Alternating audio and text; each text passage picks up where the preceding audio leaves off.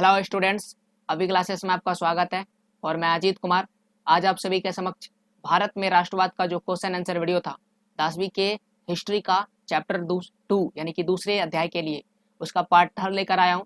इससे पहले मैंने पार्ट 1 और पार्ट 2 अपलोड कर दिया हूं, जिसमें हम लोग 3 या 5 नंबर के प्रश्न उत्तर के साथ साथ ऑब्जेक्टिव प्रश्न उत्तर भी चर्चा किए थे।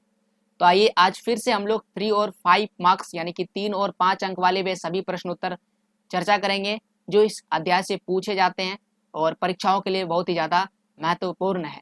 पहला प्रश्न है कि भारत में राष्ट्रवाद की भावना पनपने में किन कारकों का योगदान था।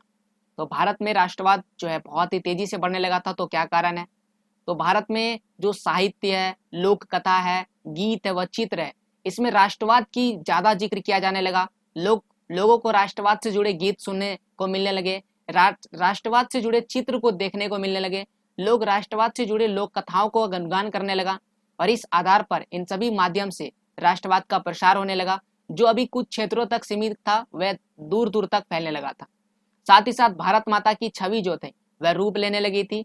लोक कथाओं द्वारा राष्ट्रीय पहचान, चिन्हों या प्रतीक जो चीज है इसके प्रति लोग जागरूक होने लगे, जैसे कि झंडा, कि राष्ट्रीय का एक झंडा होना चाहिए।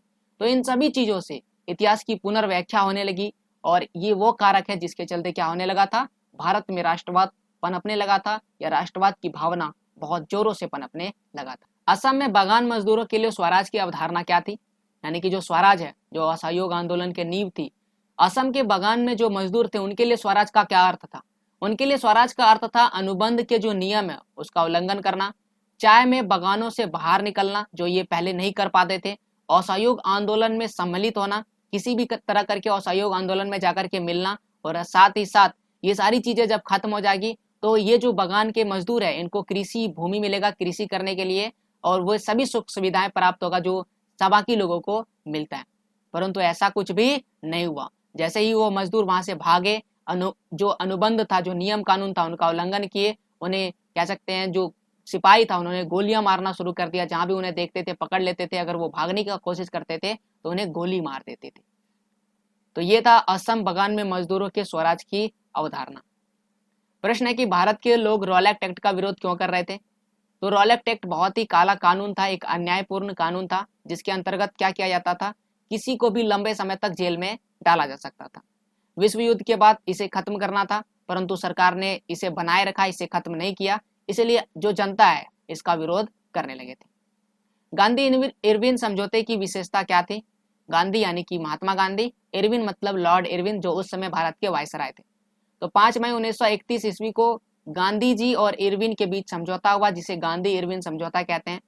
इसमें क्या बातें की गई? सबसे पहला बात, सविनय अवज्ञा आंदोलन जो उसमें उस समय देश में चल रहा था उसे खत्म कर दिया जाएगा, यानी कि स्थगित कर दिया जाए।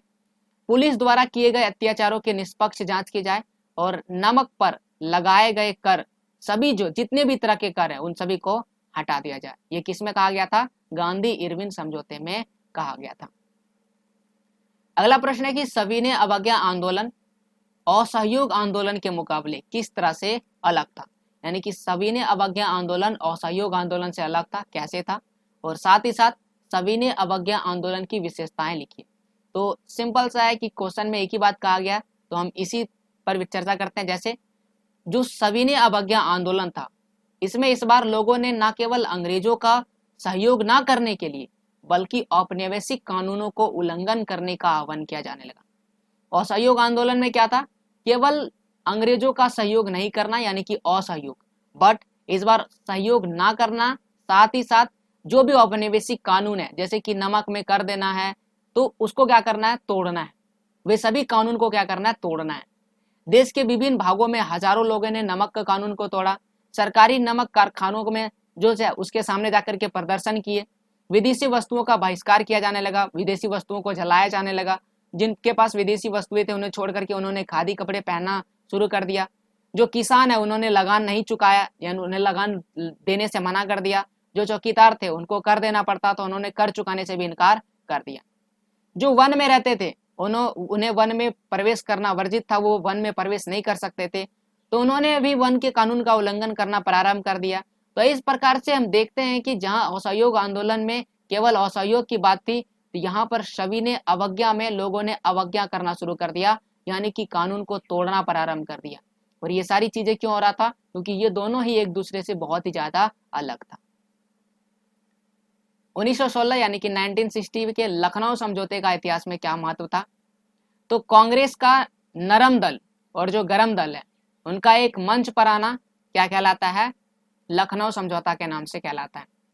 इसमें कांग्रेस और मुस्लिम लीग के बीच समझौता होता है, दोनों का संयुक्त होकर अपनी मांगों को लेकर सामना करना होता है। और बाल गंगाधर तिलक जो था ना, इनका बहुत ही ज्यादा महत्वपूर्ण इंपॉर्टेंट रोल था इसमें। तो इस प्रकार से इसका इतिहास में ही बहुत ही बड़ा महत्वपूर्ण योगदान है। सत्याग्रह हम सभी जानते हैं, गांधी जी इनको मानते थे, सत्याग्रह को एक हथियार की तरह यूज करते थे। तो सत्याग्रह है क्या, इसके विचार का क्या अर्थ है, आपको ये बताना। तो सत्याग्रह का अर्थ है कि सत्य की जो शक्ति है उस पर आग्रह करना और सत्य की खोज पर जोर देना। प्रतिशोध या बदले की भावना के बिना भी संघर्ष करना, यानी कि आपको प्रतिशोध नहीं करना है, ऐसा नहीं कि आपको बदले की भावना जो होती है उसके बिना ही संघर्ष करना है। अहिंसा के बलों पर संघर्ष करना है, हिंसा नहीं, टकराव नहीं, लड़ाई झगड़ा नहीं, बल्कि अहिंसा के बल पर। उत्पीड़क शत्रु को नहीं बल्कि सभी लोगों को हिंसा की अपेक्षा सत्य को स्वीकार करने पर विवश करना, ये किसका विचार था? सत्याग्रह का विचार था। बहुत ही महत्वपूर्ण प्रश्न है, ये जो नाम है अल्लूरी सीतारमन राजू, कौन थे ये और असहयोग आंदोलन में इनका क्या योगदान था, ये भी आपको बताना है। तो अल्लूरी सीताराम जो थे वे आंध्र प्रदेश के गुडेम पहाड़ियों में आदिवासी किसानों का नेतृत्व किए थे। आप समझ सकते हैं कि उन्होंने आदिवासी किसानों को आंदोलन के लिए नेतृत्व किया था, आप उनका लीडर इसे बोल सकते हैं।